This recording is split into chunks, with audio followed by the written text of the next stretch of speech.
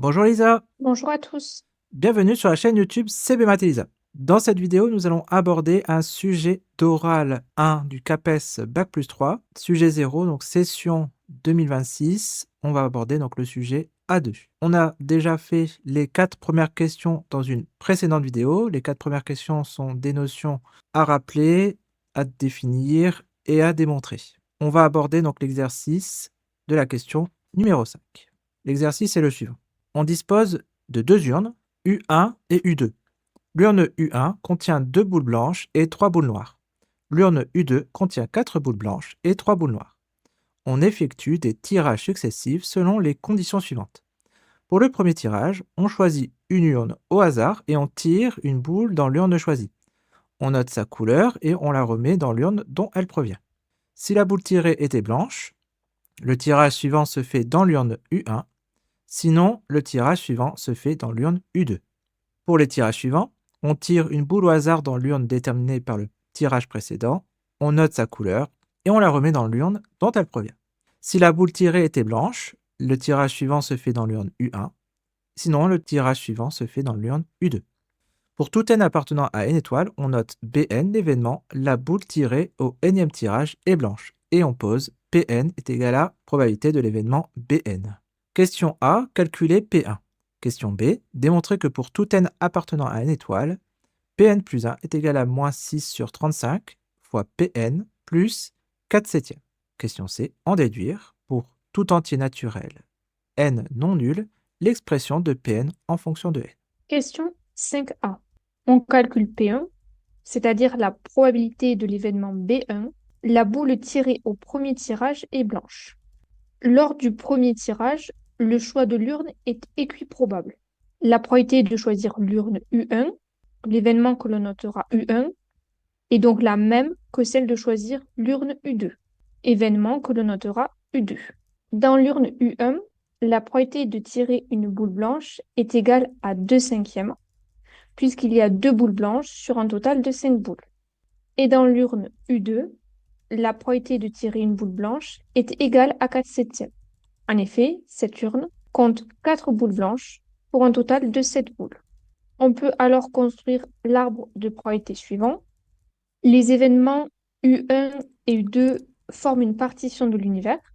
D'après la formule des probabilités totales, on a alors que P1, c'est-à-dire la probabilité de l'événement B1, c'est égal à P de U1 fois P de B1 sachant U1 plus P de U2 fois P de B1 sachant U2. En remplaçant par les valeurs, on a alors 1 demi fois 2/5 plus 1 demi fois 4/7, c'est-à-dire 1/5 plus 2/7. On met sous le même dénominateur 35 et on a alors 17 sur 35. Donc P1 est égal à 17 sur 35. La probabilité de tirer une boule blanche au premier tirage est égale à 17/35. Question 5b. On doit démontrer que pour tout n appartenant à n étoiles, P de n plus 1 est égal à moins 6/35 de Pn plus 4/7. Donc, soit n appartenant à n étoiles. On souhaite exprimer Pn plus 1 en fonction de Pn.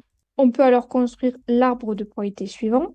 Donc, les événements Bn et Bn bar forment une partition de l'univers. D'après la formule des probabilités totales, on a que Pn plus 1, c'est égal à la probabilité de l'événement Bn plus 1, c'est-à-dire P de Bn inter Bn plus 1 plus P de Bn bar inter Bn plus 1, c'est-à-dire P de Bn multiplié par P de Bn plus 1 sachant Bn plus P de Bn bar multiplié par P de Bn plus 1 sachant Bn bar.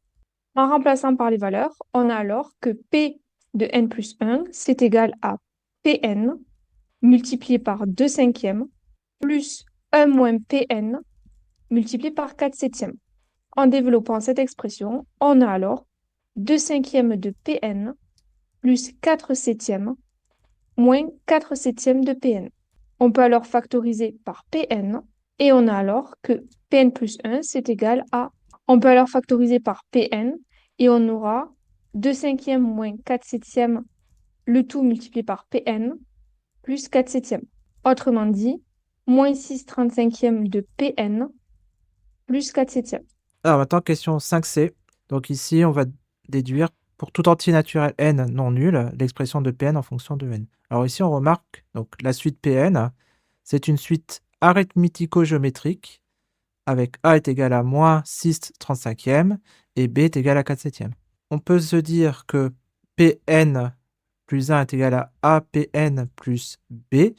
Expression explicite de cette suite, c'est Pn est égal à UN moins L, où UN est une suite géométrique, et else vérifie moins 6 35 L plus 4 septièmes égale à L. Alors ça, c'est une méthode pour trouver la suite auxiliaire géométrique. Alors nous, on va le faire d'une autre méthode.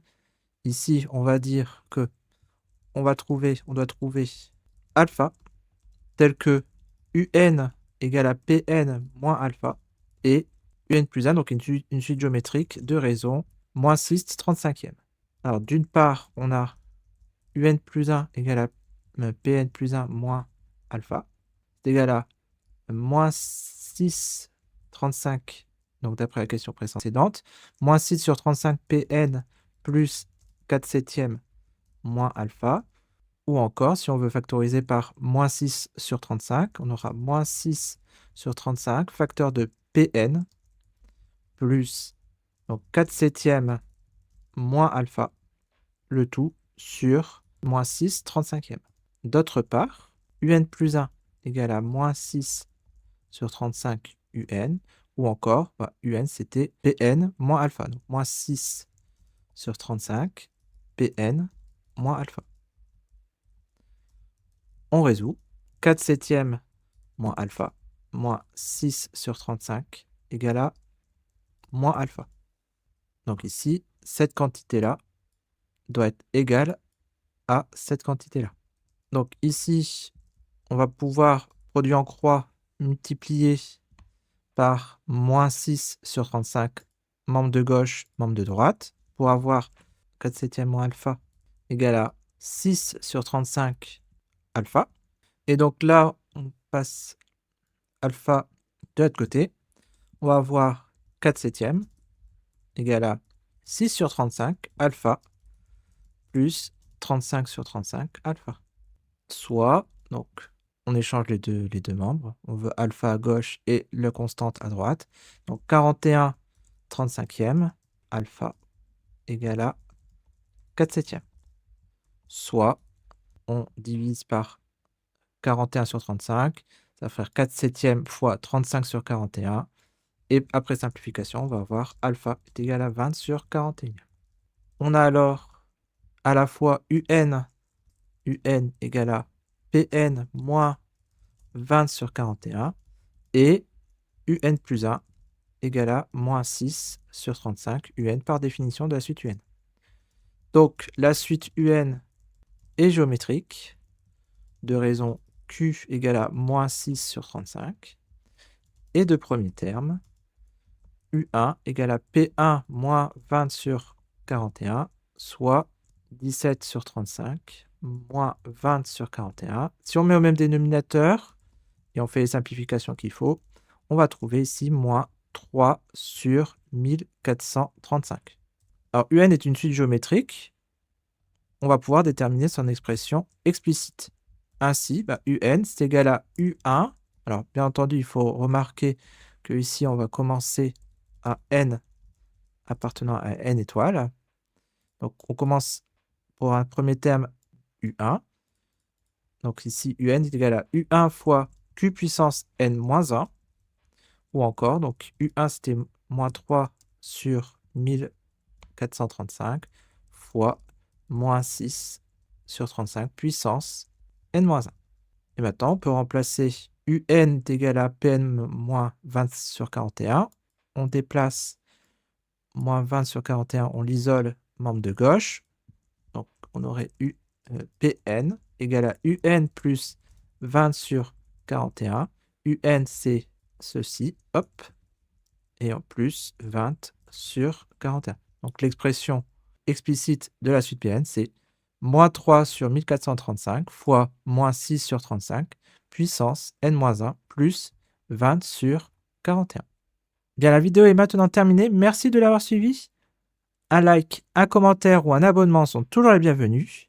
Vous pouvez aussi regarder les liens en bas de la description pour soutenir notre travail.